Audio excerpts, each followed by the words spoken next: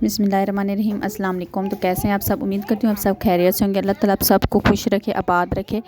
तो आज मैं आपके साथ शेयर करने लगी हूँ कि सादा शलवार की कटिंग कैसे करते हैं, कैसे आसान तरीके से घर में आप जो है सादा शलवार की जो है कटिंग कर सकते हैं, पुरानी शलवार ऊपर रख के।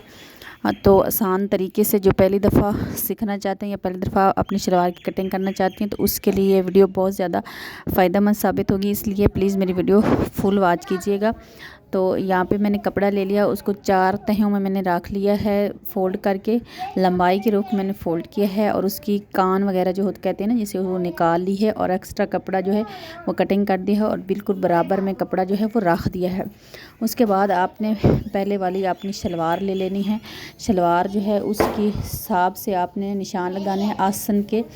तो आसन के निशान लगा लेना है। 16 इंच आसन तैयार होगी। ऊपर बेल्ट के लिए तकरीबन 1.5 इंच जो है ऊपर जो नेफ़ा जो है जिसमें नाला इलास्टिक डालना है, तो नेफ़े के लिए 1.5 इंच का कपड़ा एक्स्ट्रा रखा है और आसन पे के निशान लगा लिया है।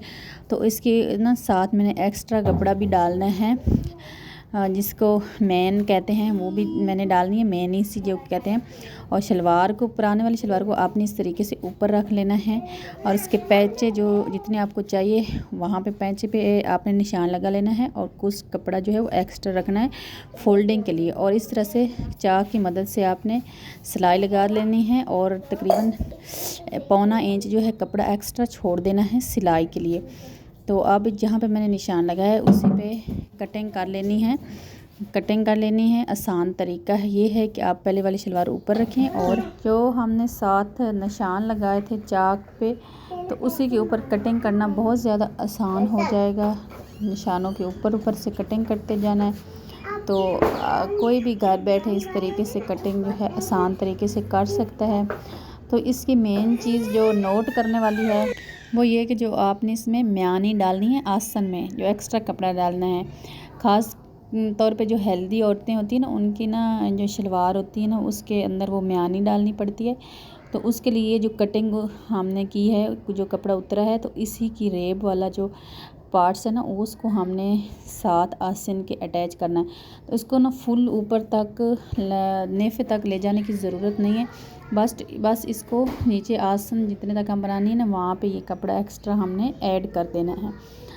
तो इस तरीके से मैंने ये काट लिया है जितना मुझे कपड़ा चाहिए। फुल मैंने ऊपर नेफे तक नहीं डाला। आप ऊपर फुल नेफे तक भी डाल सकते हैं, लेकिन ऊपर से ना मेरा कपड़ा पूरा है, मतलब कपड़े की चढ़ाई पूरी है। बस इसको नीचे आपने इस तरीके से काट के और रेब वाला जो हिस्सा होगा उसको हमने साथ अटैच करना है। यहाँ पे हमने साथ से सिलाई लगा देनी है और बाकी जो है फिर हम आसन की हम सिलाई लगा देंगे। तो ये नीचे से भी इसको इस तरीके से सेट कर लेंगे। तो यहाँ पे आप देख सकते हैं बिल्कुल परफेक्ट जो है वो म्यानी बन के रेडी हो चुकी है। तो रेब वाला जो हिस्सा उसको आसन के साथ जो है मैं सिलाई लगा दूँगी और फिर ये नीचे जो पैंचों तक सिलाई जाएगी वो बाद में लगाएंगे। तो यहाँ पे सादा शलवार की कटिंग कंप्लीट हो चुकी है।